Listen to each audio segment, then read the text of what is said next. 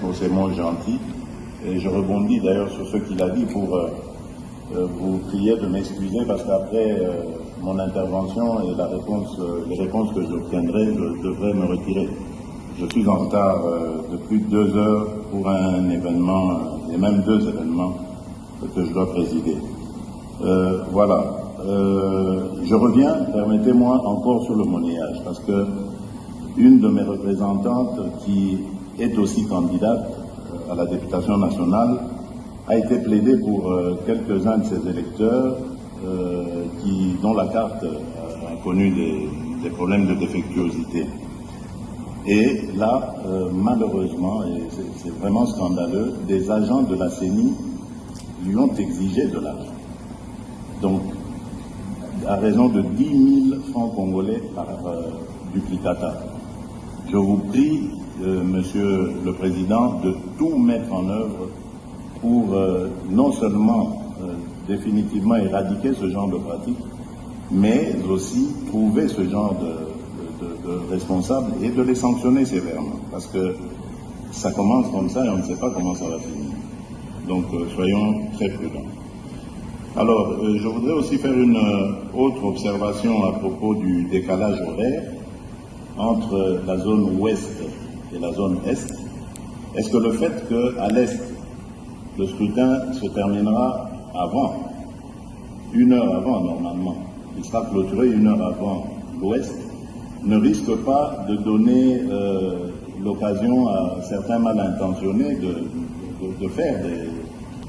je pensais ici, par exemple, à 1 heure conventionnelle, uniquement pour ce jour-là, d'avoir une même zone horaire sur toute l'étendue du territoire national.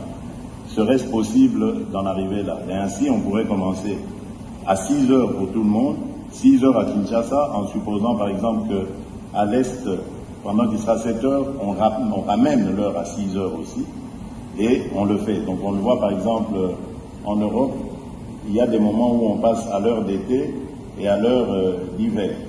Donc c'est possible, c'est une convention, il suffit simplement de se mettre d'accord tous ensemble.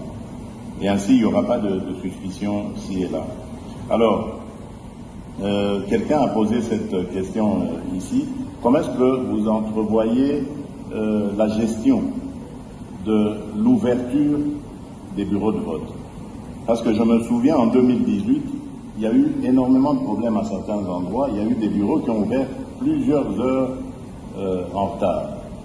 Et surtout, lorsqu'il y a des intempéries, comme la pluie, ça emmène aussi encore ce genre de retard. Est-ce que vous êtes suffisamment parés à de telles éventualités et est-ce que nous pouvons espérer que tous les bureaux de vote ouvriront à la même heure leurs portes? Voilà, donc c'est ce que je tenais à vous dire. J'attends donc votre réaction, Monsieur le Président, avant de pouvoir me retirer. Je m'excuse en tout cas encore une fois auprès de mes collègues candidats, mais le devoir m'appelle. Voilà. Excusez-moi, Monsieur le Président, puisque le candidat numéro 20 va partir et que je prévoyais de poser une question de régularité et d'égalité qui est en rapport avec le pouvoir qu'il exerce encore. Et je voudrais, Monsieur le Président, que dans le cadre de la régularité du principe d'égalité, nous, les candidats présidents de la République, on devait bénéficier des mesures de sécurité que doit nous garantir le président de la République sortant. Et je voudrais qu'il nous dise, avant de partir, quelles sont ces mesures. Parce que si nous sommes égaux en tant que candidats, mais nous ne le sommes pas en réalité, parce que pour que le président candidat arrive ici, la route était barricadée partout et il a pu arriver tranquillement.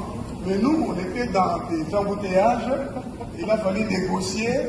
Mais si, dans le cas des mesures qui sont prévues, on peut nous assurer aujourd'hui que nous aurons le nombre de gardes, mais aussi un véhicule pour les policiers qu'on aura, un véhicule gyrophare pour nous ouvrir la route. Pendant le temps que nous sommes candidats, ce serait juste, ce seraient des petites mesures qui réaliseraient l'égalité. Je pense que le président de la République sortant qui a encore le pouvoir peut nous les garantir à tous pour réaliser cette régularité et cette égalité. Je vous remercie. Heureusement, pas moi qui organise cela. Je crois que c'est le ministère de l'Intérieur. Sous vos ordres. Aussi les comportements des gouverneurs dans des provinces qui interdisent le meeting, le réunion.